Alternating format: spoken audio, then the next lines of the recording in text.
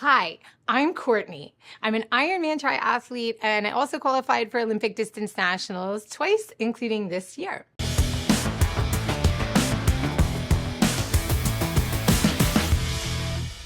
In this video, I'm going to tell you what I learned doing 9 triathlon races in my first year of triathlon. It might be a little crazy that I did 9 races, but I did every distance except for the half Ironman. I did sprint, Olympic, and ended with a full Ironman at Ironman, Maryland.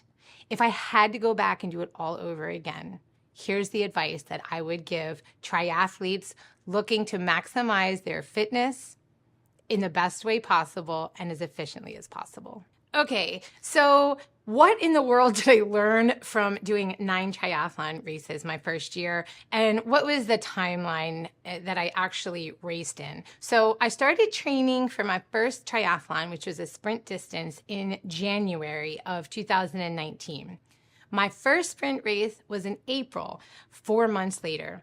And I finally ended and did the big boy, the Ironman triathlon, in September of 2019. So really over the course of 5 months, I knocked out 9 triathlon races. And here is what I learned the hard way and also the good way. So stay tuned. Number 1, set individual race goals. It doesn't matter if you're doing a sprint distance or a half Ironman or Olympic distance. Just have one goal for each race. If you're a beginner, definitely just keep it that you want to finish and you want to have fun.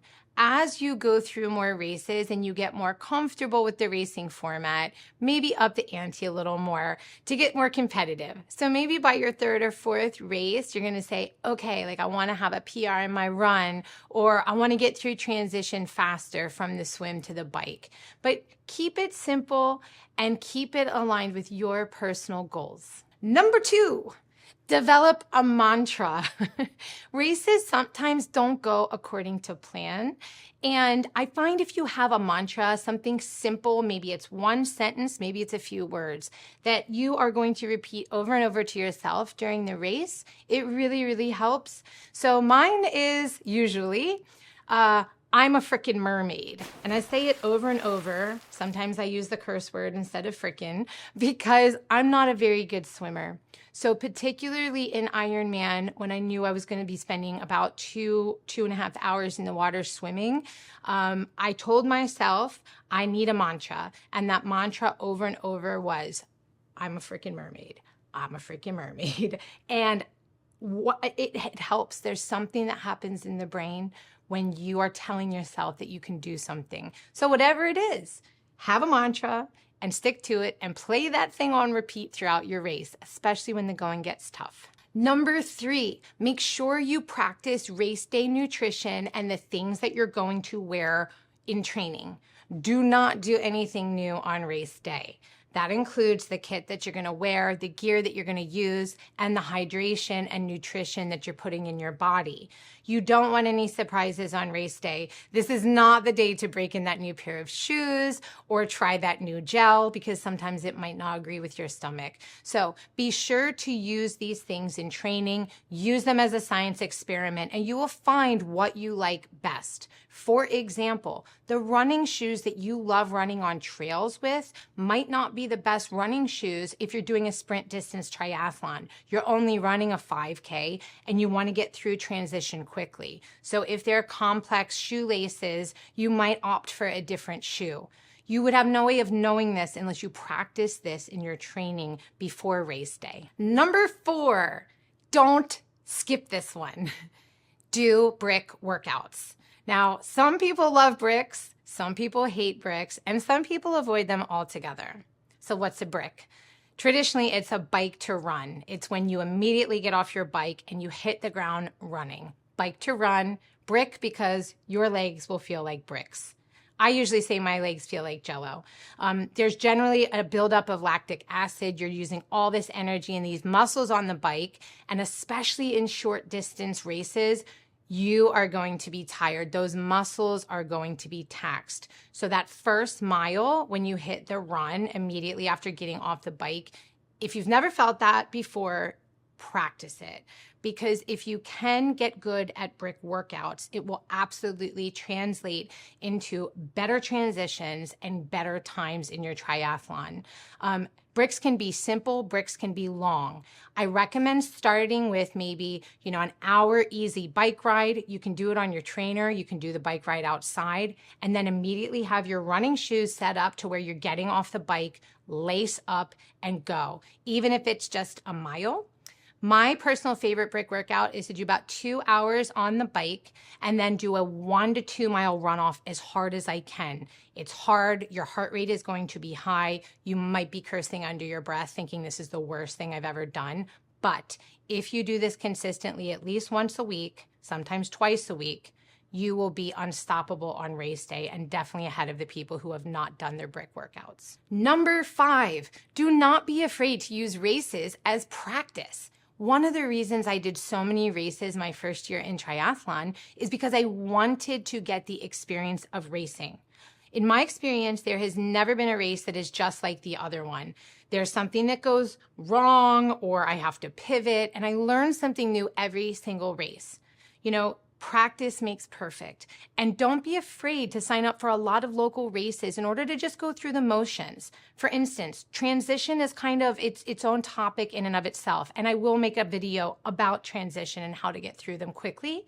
But you cannot practice transition unless you're in a race environment. You can kind of set it up in your house, but it's not the same. The nerves aren't there. You don't have people running all over the place, and there's no recreating a race environment. So you just have to do it.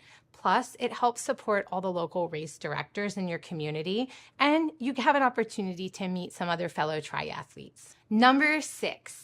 Listen to your body. If you are tired, if you are overtrained, if you have a nagging running injury, do not run through it. Do not try to be a superhero. It will catch up with you later in race season and could prolong you being out for recovery.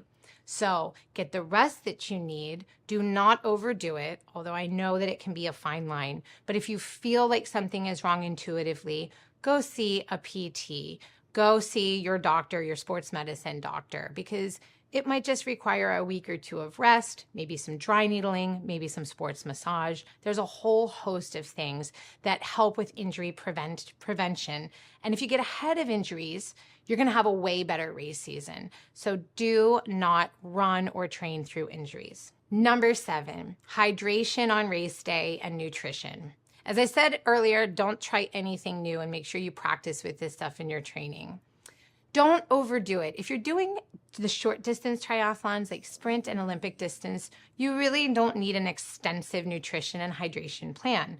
I tend to stick to water, salt, maybe 1 gel if it's a sprint distance. Olympic distance, I usually pack 2 gels and I have liquid nutrition in my bottle, but generally, again, it's a lot of water and salt. Show up to race day hydrated and make sure you're properly rested the night before. Number 8, for all you night owls, arrive early on race day. There is so much going on race day, and the last thing you want is to be stressed out and running around trying to get through athlete check-in and do all the things that you need to do to set yourself up for a good race. In general, I literally try and get there 45 minutes before they even recommend being there. Why? You might get lost. Sometimes you're driving 3.5 hours to a race. It's usually 3 or 4 o'clock in the morning and it's still dark. So make sure you give yourself time. You need to maybe stop to use the bathroom because you're overly hydrated. There's all kinds of things that you can't plan for. So make sure that you give yourself enough time to get there and ease into the process. So on race day, you're going to have athlete check-in. You're going to have body marking, so they have your number and your age on your arm and on your leg. You need to pump up your tires, make sure your transition area is set up. There's so much going on. Give yourself ample time. And give yourself a couple minutes before the race to visualize. I usually go off on my own after warming up by running maybe a half a mile. I go off on my own, I sit in the grass somewhere, and I visualize having an amazing race. I can't tell you, I know it sounds so silly and corny, but it works every time, and it puts me in the right mindset before racing. Number 9, embrace the pivot. Race day never goes according to plan. If you're a triathlete and your race day has always gone according to plan or even has once, Let me know in the comments because I don't know how to do that. It has literally never happened for me. But I do find some gratitude in the fact that triathlon will force you to pivot under pressure. And even when things are not going your way, you have to just keep going. Here's a little side story. I was in a sprint distance triathlon that I was doing really well. I was really hoping to podium and I was super excited. I was having a great bike and somebody pulled in front of me and it caused me to almost hit a car, oncoming car. I somehow stayed clipped in and I did not crash, which was still, I think, a miracle because I was in aero position on my tri bike and I was going about 21 miles an hour. So it wouldn't have been very pretty and I would have had a very bad injury. Needless to say, I was a little shook up mentally and I kept going. And I missed the turnaround for the sprint distance triathlon. I was going like I was doing an Olympic distance. I realized this about 20 minutes later after I'd already biked miles beyond where I was supposed to.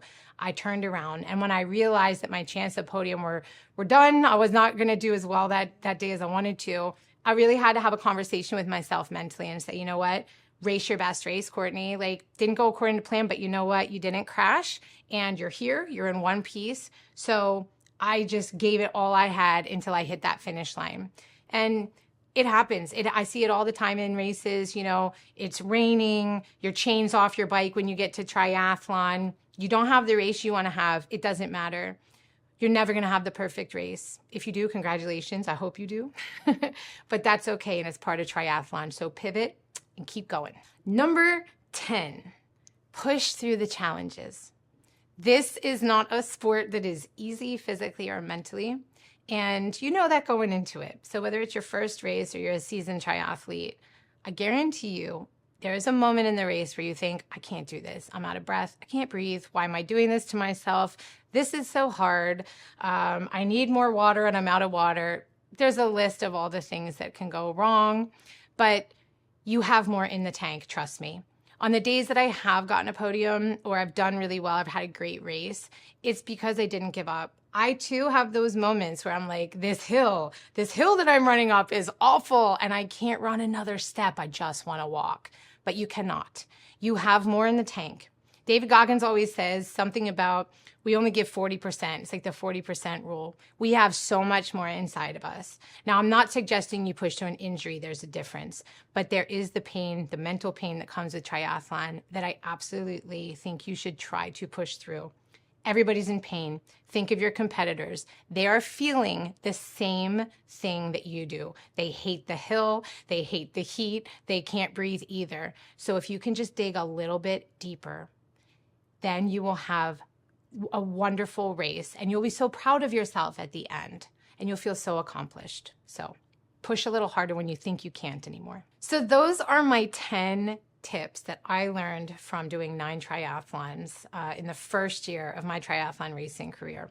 So I hope you learned something from this. If you have something to contribute that you think you've learned while doing triathlon, please drop it in the comments below and share it with everybody. Now remember, in closing, triathlon is something that can make you feel so accomplished and such a wonderful sense of pride. When you cross that finish line, it doesn't matter if you're the fastest, you're the first, or you're dead last. You did something incredibly hard that a huge percentage of the population will never even try. Give yourself a pat on the back, wear that finisher medal with pride, and go get yourself that post-race food. You earned it. Thank you so much for watching. I hope you got something out of this, and I look forward to connecting with more of you and providing more valuable triathlon information, whether you're a beginner or you're a seasoned triathlete. Until then, keep training and rock on.